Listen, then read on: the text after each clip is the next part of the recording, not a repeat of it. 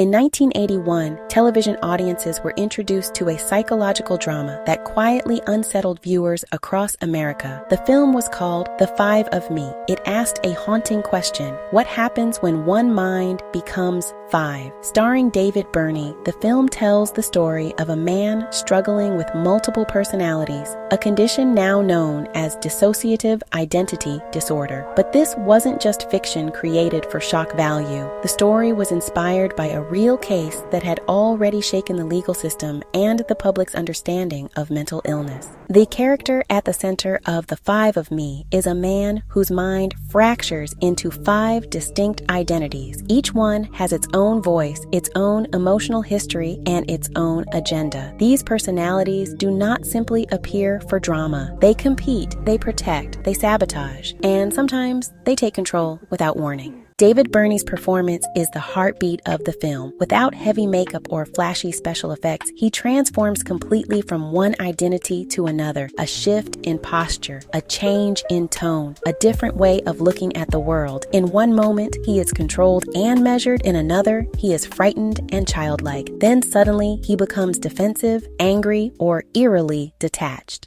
The power of the film lies in how subtle these transitions are. The audience begins to feel the instability right alongside him. You start asking yourself, which version is real? Is there a real one at all? The film was loosely inspired by the case of Billy Milligan, one of the first individuals in American history to use multiple personality disorder as part of a criminal defense. His case sparked national debate in the late 1970s. Could someone truly commit a crime without the host personality being aware? If one identity acts, who is legally responsible? At the time, these were controversial questions. Mental health was still heavily stigmatized. Dissociative disorders were often dismissed, misunderstood, or sensationalized. The Five of Me attempted something different. It didn't portray its main character as a villain. It portrayed him as fractured, as wounded, as someone trying to survive a mind he could not fully control. The film also quietly explores trauma. Dissociative identity disorder is often linked to severe childhood trauma, where the mind creates separate identities as a way to cope. In that sense, the five personalities are not random. They are protective mechanisms. Each one holds pain that others cannot bear. There is tension throughout the film, not just about what he might do next, but about whether integration is even possible. Can these identities merge? Can healing happen? Or is this man destined to live divided? What makes The Five of Me still relevant today is how mental health conversations have evolved. We understand far more now about trauma and dissociation than we did in 1981. Yet stigma still exists. Misunderstanding still lingers. The idea that the human mind can fragment under extreme stress is both fascinating and deeply unsettling. The film doesn't offer easy answers. It doesn't neatly solve the mystery of identity. Instead, it leaves viewers thinking about how fragile the mind can be and how powerful survival instincts truly are. Because sometimes,